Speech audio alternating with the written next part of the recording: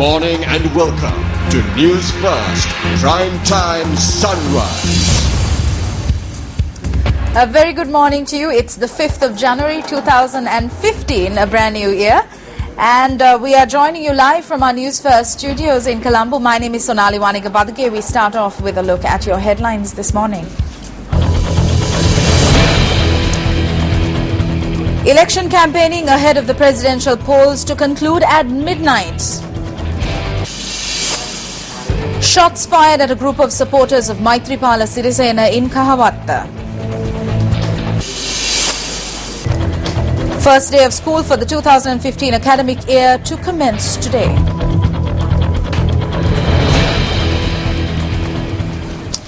The police state that shots were fired at a group of supporters of presidential candidate of the New Democratic Front, Maithripala Sirisena, while they were engaged in decorating a stage for a rally in Kahavatta.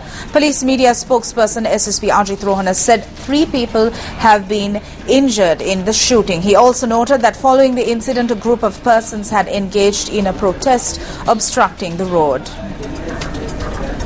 3 persons have been injured in a shooting incident that occurred in Kahavatta this morning at 2:30. A political rally in favor of common candidate was scheduled to conduct today. When the supporters were decorating the town area, a group of persons came in 6 vehicles and one of them had fired at the persons who were decorating. 3 persons had been injured in the incident. However, the witnesses have identified 4 perpetrators of the group, and a special police team has been deployed to arrest the suspect. Subsequent to the incident, a party office of UPFA has been damaged by a group of persons and they have blocked the main road, Ratnapura Ambilipitiya. However, police was able to compromise the situation. A special police team has been deployed to arrest the suspect of the shooting incident. Further investigations are being continued. Injured persons have been admitted to Ratnapura Hospital. Now, the police headquarters states that 14 provincial councillors and local government representatives have been arrested over incidents of election-related violence. Meanwhile, CAFE says that 1,096 election-related incidents have been reported ahead of the presidential polls. Executive Director of CAFE, Kirthi Thendakon, stated that 116 complaints have been received relating to election violence. He added that 256 incidents of election laws being flouted and illegal election propaganda activities have been received.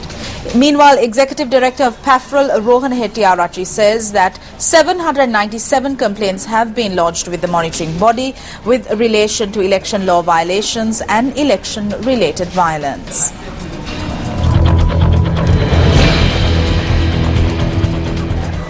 Staying in election-related news, the Election Secretariat has decided to grant another opportunity for postal voters to cast their vote. Additional Elections Commissioner U. Amaradas said that postal voters could cast their vote from 9 a.m. to 12 noon tomorrow.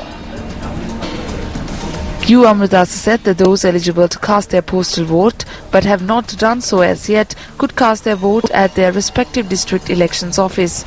The Additional Elections Commissioner noted that this decision was arrived at after taking into consideration the requests that were made in this regard. Meanwhile, the Election Secretariat says that today is the deadline for the issuance of temporary identity cards for the presidential elections. Additional Elections Commissioner U. Amaradas said that those voters could submit their application for a temporary ID during the course of the day to their respective Grama Niladhari officer.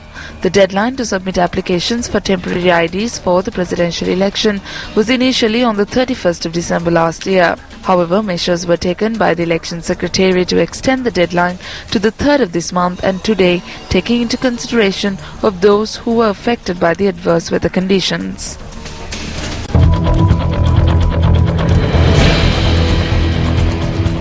President Mahinda Rajapaksa says that in order to develop a country, one must have faith in state sector employees. The head of state made this observation while addressing a gathering of State Bank trade union representatives yesterday.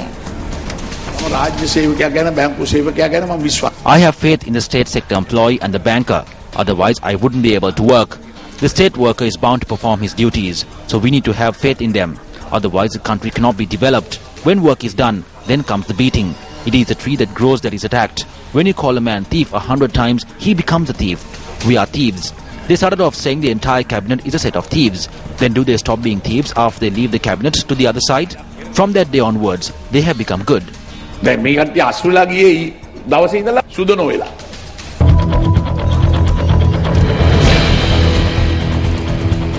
Addressing a campaign rally in the Passara town of the Badulla district yesterday, New Democratic Front presidential candidate Maithripala Sirisena expressed the following views. During this time frame, the government and its alliances may provide you with wrong information to mislead you. Sometimes in the next 2 or 3 days or on the night of the 7th, they might inform you that I have withdrawn from this fight. They will do this through their media units. They will put up posters. So do not fall victim to this. They will say that they will somehow win and that we cannot win. Only they can win. They will say that they will place fake ballot boxes, fake votes and somehow win this election.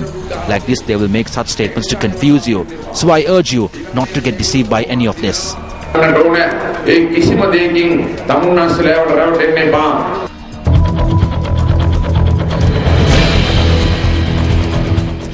Campaigning ahead of the presidential elections is scheduled to conclude by midnight tonight.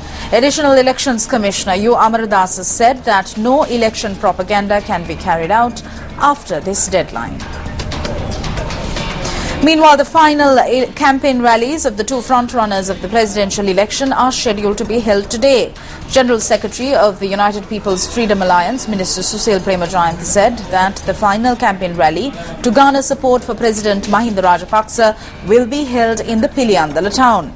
Meanwhile, parliamentarian Dr. Rajitha Senaratne said that several rallies of New Democratic Front presidential candidate Maithripala Sirisena will be held today in Matara, Gaul, Kalutara and Colombo, while the final campaign rally of Maithripala Sirisena will be held opposite Tower Hall in Maradana.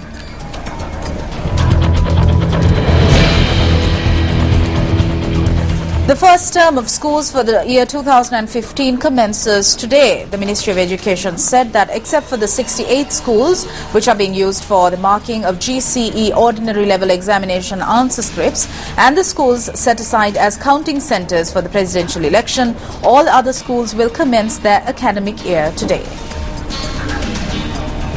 All government and semi-private schools will be closed on the 7th, 8th and 9th of January as the school principals and teachers will be performing election duty in view of the upcoming presidential polls. Accordingly, schools commencing their new academic year today will again be closed tomorrow the 6th of January and will reopen on the 12th of January. The Minister of Education said that schools that are being used as centres for the marking of the ordinary level examination answer scripts will commence their academic year on the 12th of January.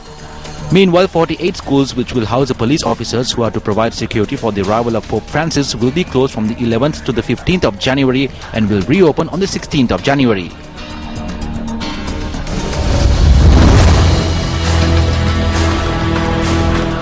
In news overseas, the militant group Boko Haram has seized a town and a key multinational military base in northeastern Nigeria.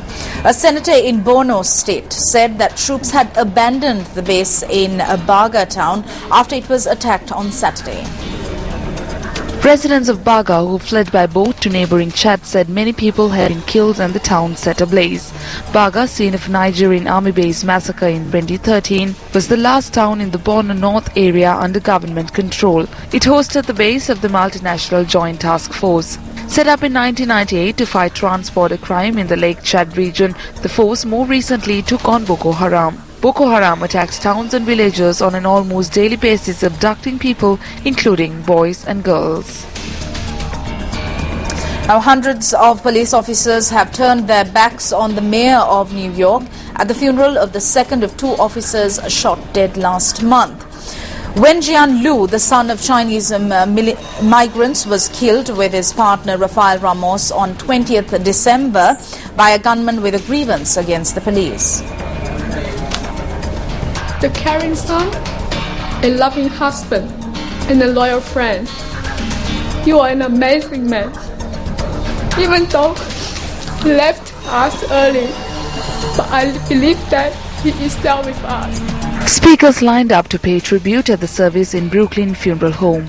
Many rank-and-file members of the New York Police Department resent de Blasio's expressions of sympathy for anti-police protesters in recent months.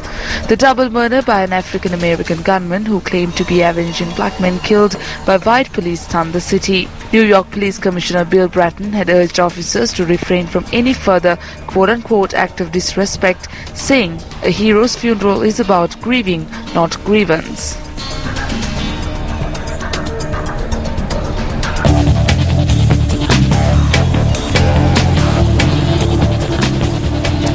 On to sports news. It's cricket. Day 3 of the second test between Sri Lanka and New Zealand is currently underway at the Basin Reserve in Wellington, with the Lankan bowling attack making early inroads into the Kiwi batting lineup. Now, Sri Lanka, who won the toss and elected to field first, restricted New Zealand for 221 runs in the first innings. In response, Sri Lanka posted 356 thanks to a brilliant double ton by Kumar Sangakkara. Resuming play on day 3, the Kiwis came to the crease with the score on 22 for no loss. However, Nuwan Pradeep struck twice in 2 overs to remove the New Zealand openers after a solid opening stand had chipped the deficit down to 60 runs before Rangan Herat's dismissal of Ross Taylor ensured Sri Lanka stayed a step ahead of the home side. Batting in their second innings, New Zealand were 140 runs for the loss of 4 wickets, leading by 5 runs.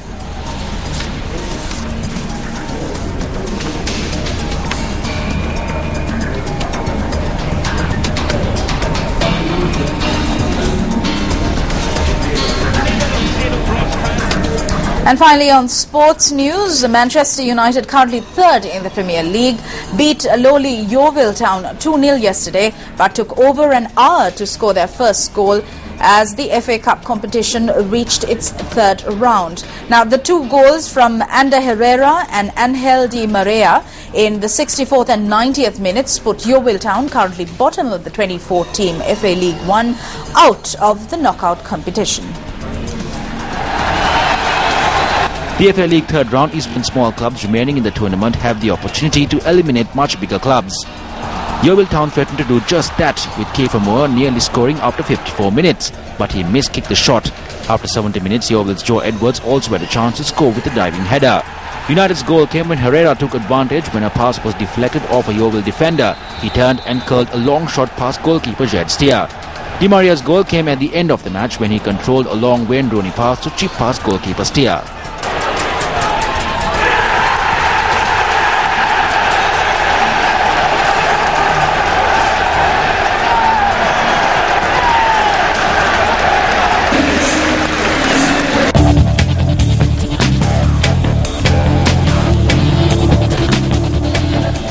Just a reminder, if you missed out on any of the stories we just aired, you can log on to our website, www.newsfirst.lk.